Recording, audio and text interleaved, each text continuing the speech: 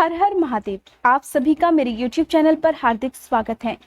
आश्विन मास के शुक्ल पक्ष में पड़ने वाला प्रदोष व्रत कब है, कौन सा है, तिथि और दिन क्या रहेगा, प्रदोष काल का समय क्या रहेगा, त्रयोदशी तिथि कब से कब तक रहेगी और साथ ही सूर्योदय और सूर्यास्त के समय के बारे में आज की इस वीडियो में मैं आपको बताने वाली हूँ। प्रदोष व्रत हर महीने के कृष्ण पक्ष और शुक्ल पक्ष की त्रयोदशी तिथि के दिन आता है और यह दिन भगवान शिव को समर्पित होता है। आज के दिन अगर किसी की कुंडली में किसी भी प्रकार का कोई ग्रह दोष है, कोई भी मांगलिक दोष है, या फिर ऐसे लोग जिनके विवाह में बहुत ज्यादा देरी हो रही हो या जीवन में आए दिन समस्याएं आती रहती हो, तो उन लोगों को प्रदोष व्रत रखने चाहिए। प्रदोष व्रत कम से कम 1 साल तक जरूर रखने चाहिए। जो लोग पहली बार प्रदोष व्रत रखना चाहते हैं उन्हें शुक्ल पक्ष के किसी भी प्रदोष व्रत से प्रदोष व्रत प्रारंभ करने चाहिए, वरना मासिक शिवरात्रि या फिर महाशिवरात्रि के आसपास से अगर आप प्रदोष व्रत प्रारंभ करेंगे तो ज्यादा अच्छा है। प्रदोष व्रत करने वाले भक्तों को किस तरह से आज के दिन पूजा करनी चाहिए, व्रत के दिन क्या खाना चाहिए और किस तरह के नियमों का पालन करना चाहिए, इन सब बातों के बारे में बताने से पहले मैं आपको बता देती हूँ प्रदोष व्रत की सही तिथि और शुभ मुहूर्त के बारे में। आश्विन मास के शुक्ल पक्ष में पड़ने वाला प्रदोष व्रत है 17 अक्टूबर रविवार के दिन, और रविवार के दिन पड़ने के कारण यह रवि प्रदोष व्रत होगा। रवि प्रदोष व्रत के दिन भगवान शिव की और पूरे शिव परिवार की पूजा करनी चाहिए। पूजा हमेशा प्रदोष काल में ही की जाती है। त्रयोदशी तिथि प्रारंभ हो रही है 17 अक्टूबर की शाम 5:40 से और त्रयोदशी तिथि समाप्त होगी 18 अक्टूबर की शाम 6:07 पर। 17 अक्टूबर को सूर्योदय का समय रहेगा सुबह 6:28, सूर्यास्त का समय रहेगा शाम 5:55 पर और प्रदोष काल का समय रहेगा शाम 5:10 से शाम 6:40 तक। अब पहले एक प्रश्न हो सकता है कि बहुत से लोगों के मन में ये होगा कि जब त्रयोदशी तिथि 17 अक्टूबर को शाम के समय से प्रारंभ हो रही है, तब हम इस दिन ही व्रत क्यों रखें, अगले दिन क्यों नहीं रख सकते। होता क्या है कि जो प्रदोष व्रत होता है उसमें प्रदोष काल के समय ही भगवान शिव की पूजा की जाती है, तभी प्रदोष व्रत पूर्ण माना जाता है। तो ऐसे में 17 अक्टूबर को ही प्रदोष काल का समय हमें प्राप्त हो रहा है। प्रदोष काल होता है सूर्यास्त से 45 मिनट पहले और 45 मिनट बाद का समय। प्रदोष व्रत करने वाले लोगों के लिए एक नियम ये होता है कि विशेष पूजा जो होती है वो शाम के समय त्रयोदशी तिथि के दिन प्रदोष काल के समय ही की जानी चाहिए। इसलिए आप अपने मन में कोई भी संशय ना रखें और 17 अक्टूबर के दिन रवि प्रदोष व्रत आप कर सकते हैं। अब बात आती है कि प्रदोष व्रत किस तरह से रखना चाहिए, किन किन बातों का ध्यान रखना चाहिए, पूजा विधि क्या होनी चाहिए और साथ ही जो लोग बहुत ज़्यादा परेशानियों से घिरे हुए हैं उन्हें अपनी परेशानियों को दूर करने के लिए कौन सा विशेष उपाय आज के दिन करना चाहिए। तो सबसे पहली बात, तो जो भी भक्त प्रदोष व्रत रखना चाहते हैं तो रविवार के दिन, क्योंकि ये प्रदोष व्रत रविवार के दिन है, तो सुबह के समय आप अपने हाथ में जल, पुष्प या अक्षत लेकर व्रत का संकल्प जरूर लें। स्नान करने के बाद साफ हल्के रंग के वस्त्र, संभव हो तो आप सफेद या हल्के गुलाबी रंग के वस्त्र पहनकर भी पूजा कर सकते हैं। प्रदोष व्रत में सफेद रंग का प्रयोग ज्यादा शुभ माना जाता है। साथ ही आपको काले रंग के या गहरे भूरे या नीले रंग के वस्त्रों का प्रयोग प्रदोष व्रत की पूजा में नहीं करना चाहिए। अक्सर ऐसा होता है कि जब प्रदोष व्रत होता है तब उसी दिन एकादशी का व्रत करने वाले लोग द्वादशी तिथि के दिन व्रत का पारण भी करते हैं। उन्हें एकादशी का व्रत भी खोलना होता है और त्रयोदशी तिथि के दिन प्रदोष व्रत भी रखना होता है। तो ऐसे में एक प्रश्न मन में आता है कि हम ऐसा क्या खाएं सुबह का व्रत खोलते समय कि एकादशी का व्रत भी पूर्ण हो जाए और प्रदोष व्रत भी प्रारंभ हो जाए। तो सबसे अच्छी बात कि आप सुबह जब पूजा करें तब आप भगवान विष्णु की पूजा करें, द्वादशी तिथि की भी पूजा आपकी हो जाएगी और भगवान शिव की पूजा भी आप पूरे शिव परिवार सहित आपको सुबह के समय करनी चाहिए। व्रत खोलते समय आप एकादशी का कोई भी फल ग्रहण करके जल पीकर कर सकते हैं या आप तुलसी दल का सेवन करके भी व्रत खोल सकते हैं। इस प्रकार आपकी पूजा भी सफल हो जाएगी। अब भगवान शिव की पूजा करने के लिए सबसे पहली बात तो आपको हर बार व्रत का संकल्प लेना जरूरी है। व्रत का संकल्प लेते हुए आपको अपना नाम, अपने कुल गोत्र का नाम लेते हुए भगवान शिव से इस प्रकार प्रार्थना करनी चाहिए। हे भोलेनाथ, आज मैं सच्ची श्रद्धा और विश्वास के साथ आश्विन मास के शुक्ल पक्ष में पड़ने वाले रवि प्रदोष व्रत का व्रत करने जा रही हूँ। आपकी कृपा से आज इस व्रत को करने में मुझे कोई भी बाधा ना आए। साथ ही जिस भी मनोकामना पूर्ति के लिए मैं ये व्रत रखने जा रही हूँ, आपकी कृपा से मेरी वह मनोकामना भी शीघ्र से शीघ्र पूरी हो, ऐसा आशीर्वाद आप मुझे प्रदान करें। और फिर आप एक साफ आसन पर बैठकर भगवान शिव की पूजा प्रारंभ कर दें। आप चाहें तो सुबह अपने घर पर भी पूजा कर सकते हैं। अगर आपके घर में भगवान शिव की पूरे शिव परिवार सहित मूर्ति है तो अच्छी बात है, नहीं तो केवल आप भगवान शिव और माँ पार्वती की पूजा करते हुए समस्त शिव परिवार का मन में ध्यान करते हुए भी पूजा कर सकते हैं। आज की पूजा में सबसे ज्यादा जरूरी पूजन सामग्री है गंगा जल, अखंडित चावल यानी कि जो चावल टूटे हुए ना हो, भांग, धतूरा, बेलपत्र के साथ आपको चाहिए सफेद रंग के फूल जो कि भगवान शिव को चढ़ाए जाते हैं। भगवान शिव को गलती से भी क्या नहीं चढ़ाना चाहिए, तो हल्दी, कुमकुम, सिंदूर और साथ ही तुलसी दल भगवान शिव को कभी भी अर्पित नहीं किए जाते हैं। अगर आप भगवान शिव को दूध चढ़ाना चाहते हैं तो तांबे के लोटे में दूध कभी भी रखकर भगवान शिव को अर्पित नहीं किया जाता है। अगर आप कभी भी, चाहे वो प्रदोष व्रत हो, सोमवार की पूजा हो या शिवरात्रि की पूजा हो, अगर आप मंदिर में जाकर शिवलिंग की पूजा करते हैं तो एक बात का ध्यान आपको हमेशा रखना चाहिए कि कभी भी शिवलिंग की परिक्रमा पूरी नहीं की जाती है, चाहे वो स्त्री हो या पुरुष, केवल आधी परिक्रमा ही भगवान शिव की करनी चाहिए। सुबह की पूजा तो आप नॉर्मली भी कर सकते हैं। सुबह की पूजा में भगवान शिव को आप चंदन का तिलक लगाएं, पुष्प उन्हें अर्पित कीजिए और साथ ही आज के दिन आप भगवान शिव को अखंडित चावल अर्पित कीजिए। आप एक मुट्ठी अखंडित चावल भी अगर सुबह के समय अर्पित करते हैं तो शाम की पूजा करने के बाद आप अगले दिन इन चावलों को उठाकर या तो आप गाय को खिला सकते हैं या पक्षियों के लिए डाल सकते हैं। सुबह आप भगवान शिव के ओम नमः शिवाय इस मंत्र का जितनी देर संभव हो उतनी देर जाप करें।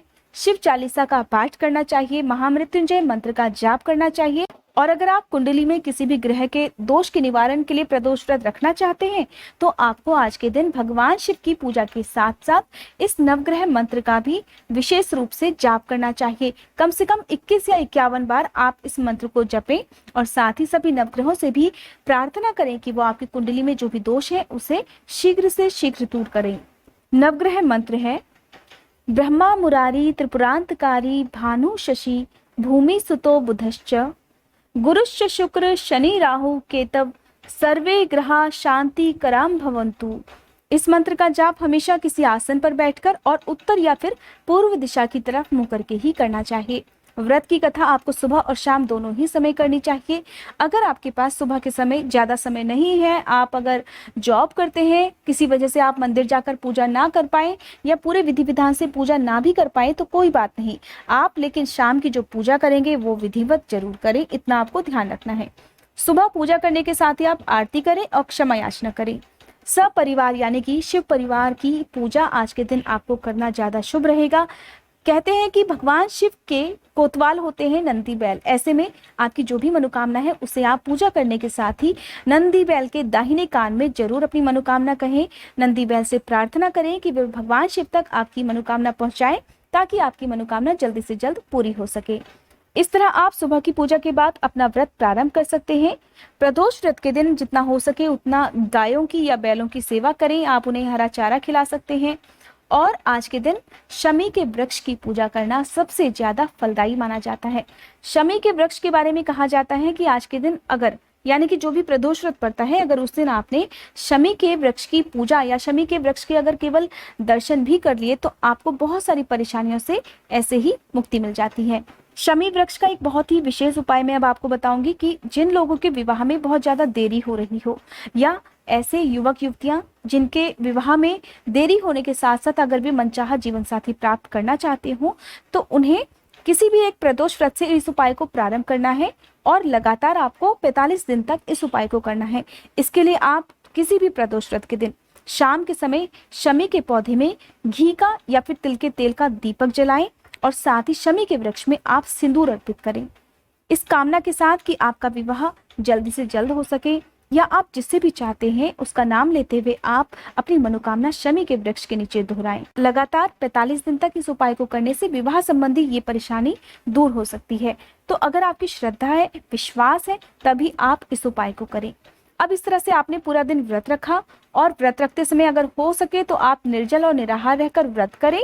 साथ ही आप अगर नहीं रह सकते तो दिन के समय दूध, फल या चाय एक समय आप ले सकते हैं। प्रदोष काल में ही भगवान शिव की पूजा विशेष रूप से की जाती है। अगर आपके पास समय नहीं है तो आप उस समय थोड़ी देर के लिए मानसिक पूजा भी अगर कर लेते हैं प्रदोष काल के समय तो भी आपकी पूजा भगवान शिव स्वीकार कर लेते हैं। कोशिश करनी चाहिए कि आप पूरी तरह से प्रकट पूजा प्रदोष काल में करें। शाम के समय प्रदोष काल प्रारंभ होने से पहले ही आपको स्नान करना चाहिए। साफ स्वच्छ वस्त्र धारण करके आप चाहें तो भगवान शिव के मंदिर जाकर पूजा कर लें या घर पर भी पूजा आप कर सकते हैं। शाम को भोग लगाने के लिए अखंडित चावल की बनी खीर का भोग आज के दिन आपको लगाना चाहिए और साथ ही प्रदोष व्रत में मीठा भोजन ही ग्रहण करना चाहिए। अगर आपको किसी भी तरह की कोई स्वास्थ्य समस्या है तो आप सेंधा नमक के बने भोजन का प्रयोग कर सकते हैं। वैसे जो भी प्रदोष व्रत है उसमें जितना हो सके आप मीठा भोजन ही ग्रहण करने की कोशिश करें। शाम की पूजा आपको बिल्कुल वैसे ही करनी है जिस तरह की पूजा मैंने आपको सुबह के समय बताई है। तो आप शाम की पूजा करने के बाद एक समय फलाहार कर सकते हैं। अगर वैवाहिक जीवन सुखद नहीं है या विवाह संबंधी जितनी भी परेशानी है उसे दूर करने के लिए आज के दिन माँ पार्वती को 7 बार सिंदूर अर्पित करना चाहिए। अगर सुहागिन महिलाएं इस व्रत को करती हैं तो उन्हें 7 बार माँ पार्वती को सिंदूर अर्पित करने के बाद एक बार अपनी मांग में भी वही सिंदूर लगाना चाहिए। और अगर अनमैरिड लड़कियां इस व्रत को करना चाहती हैं इस उद्देश्य से तो उन्हें केवल माँ पार्वती को सिंदूर अर्पित करना चाहिए। साथ ही आज के दिन माँ पार्वती और भगवान शिव का गठबंधन करके भी विवाह संबंधी बहुत सारी समस्याओं से मुक्ति पाई जा सकती है। शाम के भोजन में आप आलू का हलवा या लौकी की खीर या फिर अगर आप अन्न ग्रहण करते हैं तो चावल की खीर भी आप खा सकते हैं। आपको ध्यान रखना चाहिए कि व्रत खोलने से पहले आप किसी गाय को या किसी बैल को जो भी भोग आपने बनाया है भगवान शिव को लगाने के लिए उसे प्रसाद स्वरूप किसी गाय या बैल को भी खिलाएं। और अगर हो सके तो एक रोटी गुड़ या चने की दाल के साथ आप गाय या बैल को भी खिला सकते हैं। आइए अब सुनते हैं रवि प्रदोष व्रत कथा। पौराणिक कथा के अनुसार एक गांव में एक बहुत ही गरीब ब्राह्मण निवास किया करता था। उसकी पत्नी उसी की तरह बहुत धार्मिक थी और वह हर प्रदोष व्रत किया करती थी। उनके एक ही पुत्र था। एक समय की बात है, उनका पुत्र गंगा स्नान करने के लिए गया। दुर्भाग्यवश मार्ग में उसे चोरों ने घेर लिया और वे उससे कहने लगे कि हम तुम्हें मारेंगे नहीं, बस तुम अपने पिता के गुप्त धन के बारे में हमें बतला दो। चोरों की बात सुनकर वह बालक बड़े दीन भाव से कहने लगा, हे बंधुओं, हम तो अत्यंत गरीब और दीन दुखी ब्राह्मण हैं, हमारे पास धन है ही कहाँ।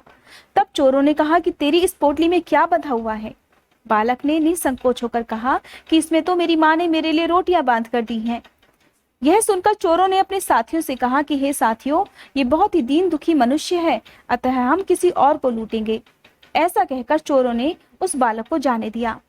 वह बालक वहां से चलते हुए एक नगर में जा पहुंचा। नगर के पास एक बरगद का पेड़ था। वह बालक उसी बरगद के वृक्ष की छाया में सो गया। उसी समय उस नगर के सिपाही चोरों को खोजते हुए उस बरगद के वृक्ष के पास जा पहुंचे और बालक को चोर समझकर बंदी बनाकर अपने राजा के पास ले आए। उधर बहुत देर होने के बाद जब ब्राह्मणी का लड़का अपने घर वापस नहीं लौटा तब उसे अपने पुत्र की बड़ी चिंता होने लगी। अगले दिन प्रदोष व्रत था। ब्राह्मणी ने प्रदोष व्रत पूरे विधि विधान से किया और भगवान शिव से मन ही मन अपने पुत्र की कुशलता की प्रार्थना करने लगी। भगवान शिव ने उस ब्राह्मणी की प्रार्थना स्वीकार कर ली। उसी रात भगवान शिव ने उस राजा को स्वप्न में आदेश दिया कि वह बालक चोर नहीं है, वह निर्दोष है, उसे प्रातःकाल छोड़ दिया जाए, अन्यथा वह उसका सारा राज्य वैभव नष्ट कर देंगे। प्रातःकाल राजा ने भगवान शिव की आज्ञानुसार उस बालक को कारावास से मुक्त कर दिया। बालक ने अपनी सारी कहानी राजा को सुना दी। बालक की सारी बात सुनकर राजा ने अपने सिपाहियों को उस बालक के घर भेजा और उसके माता पिता को अपने महल में बुलवाया।